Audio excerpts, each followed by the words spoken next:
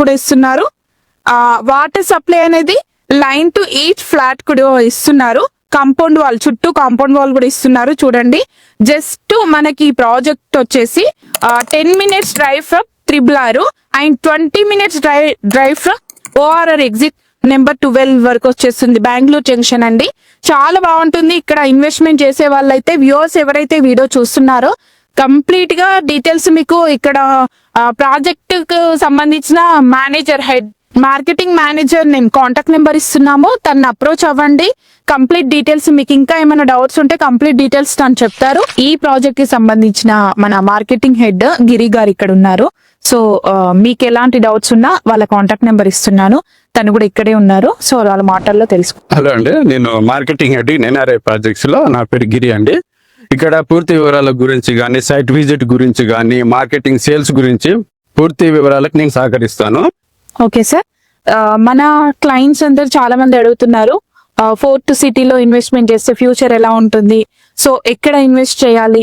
కొన్ని ప్రాజెక్ట్స్ ఎలా అంటే డెవలప్ అవుతాయి కావు, ఫస్ట్ బుక్ చేసుకున్నప్పుడు ఒక మాట చెప్తున్నారు, మళ్ళీ కొన్ని ఇయర్స్ వరకు ఆ డెవలప్మెంట్స్ ఏం కనిపించట్లేదని చాలా మంది నా క్లయింట్స్ ఫీల్ అవుతున్నారు. సో మీరు మా క్లయింట్స్ కి ఇచ్చే సజెషన్ ఏంటి సార్? తప్పకుండా మేడం, మీరు ఫస్ట్ అడిగారు కదా ఫోర్త్ సిటీ, రేపు రాబోయే ఫ్యూచర్ సిటీ, ఫ్యూచర్ మొత్తం ఇక్కడే సిటీ ఉండబోతుంది. ఫ్యూచర్ సిటీలో రేవంత్ రెడ్డి గారు ప్రతిష్టాత్మకంగా నిర్మించబోతున్న 4వ నగరం.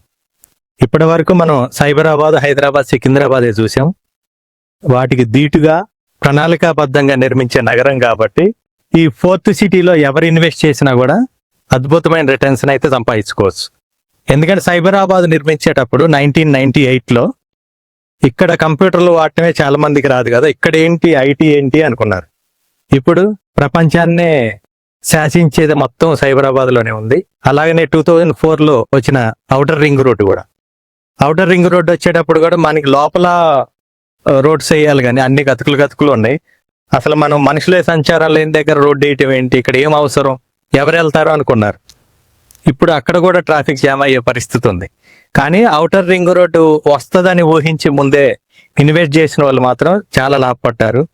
అప్పుడు ఇన్వెస్ట్ చేయకుండా ఎవరన్నా ఆలోచించి అప్పుడు చేస్తే బాగుండేది అనే ఆలోచన ఎవరికున్నా వాళ్ళకు వచ్చిన మరో అవకాశమే ఈ ఫోర్త్ సిటీ. ఎందుకంటే ఎక్కడ ఇన్వెస్టర్లు అయినా ఆలోచించేది నాకు మంచి రిటర్న్స్ రావాలి, మనం పెట్టిన డబ్బులకి భవిష్యత్తులో ఎటువంటి ఇబ్బందులు లేకుండా మంచి లాభాలతోటి పిల్లలకి భద్రమైన భరోసా ఇవ్వాలనేది ఏ ఇన్వెస్టర్కు ఉండే ఆలోచన. సో ఏంటంటే ఇప్పుడు ఇక్కడ చాలా వెంచర్స్ ఉన్నాయి.